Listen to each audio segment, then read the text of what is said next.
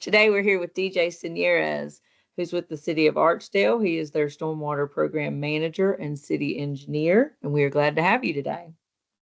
I'm glad to be here.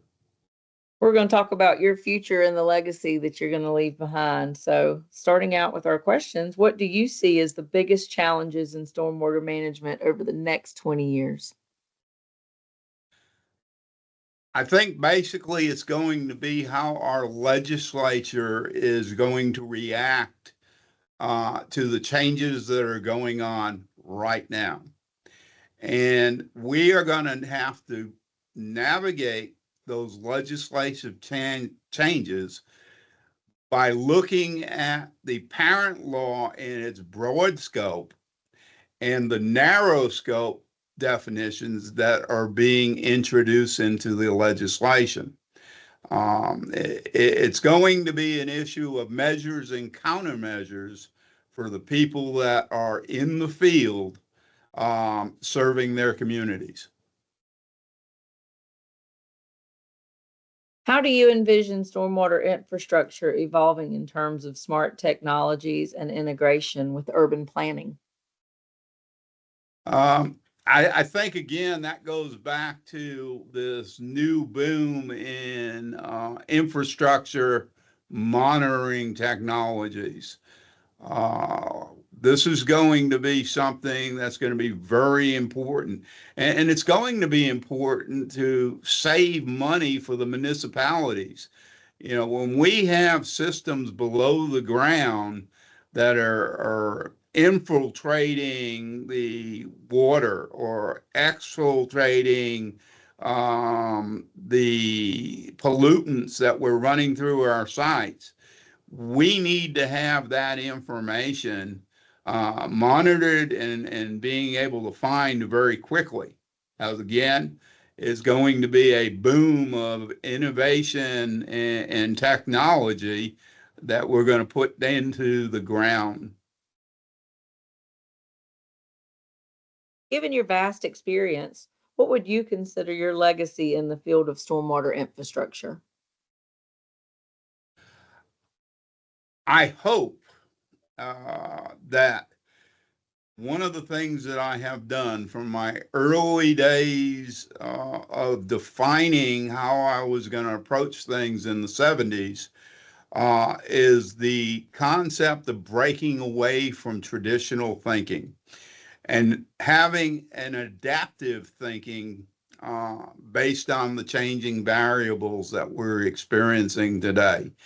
In the early days, we were taught to do calculations with multivariables. And we got away from looking at the multivariables to thinking that this is the way we've always done it. And that is not going to sustain us in the future. We have to think adaptively every time a new set of variables is basically put on our desk. What are some key lessons learned over the years that could help shape the future of stormwater management in our communities? Uh, that one's another one that's easy.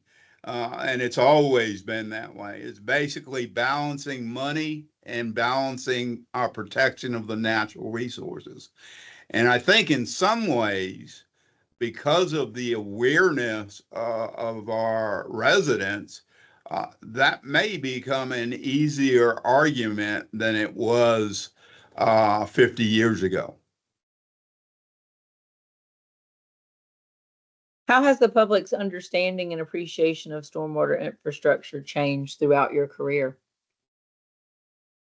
Every time I go out to a home now and we discuss things about the frequency and what is occurring, it's much easier to have those discussions because before we were talking theoretical and the residents had never experienced it. Now the theory is observable and it's being observed more and more frequently. Looking back on your 50 years in the industry, is there a particular project, innovation, or moment that stands out as a defining point in your career? Again, this was one of those ones that is very easy in terms of my career. Uh, I don't want to be a person of bad omen, but I have had the privilege or opportunity to be involved in almost every natural disaster that we log, starting as early as the earthquake in Northridge, California, many years ago, 7.3 Richter scale event. And then in North Carolina, storms, ice storms, and hurricanes and flooding, and even on my family property with volcanoes.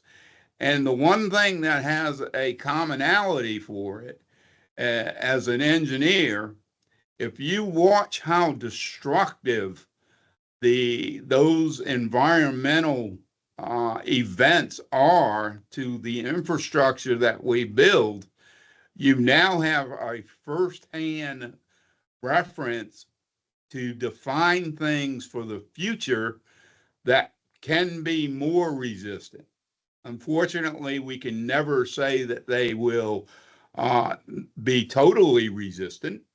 I remember years ago when I was in Fayetteville, I had a earthquake design certification hanging on my wall, and people would immediately say, "We don't have earthquakes in North Carolina." However, people don't realize that we do have a fault, and we're starting to feel the effects of it. Even though they are minor, we are seeing that. And those types of things are continuing. And as a result, the regulations are changing so that at least they're being considered, whereas they weren't considered in the past. DJ, thank you for your time and sharing all your knowledge with us, and congratulations to you on being nominated as a top 10.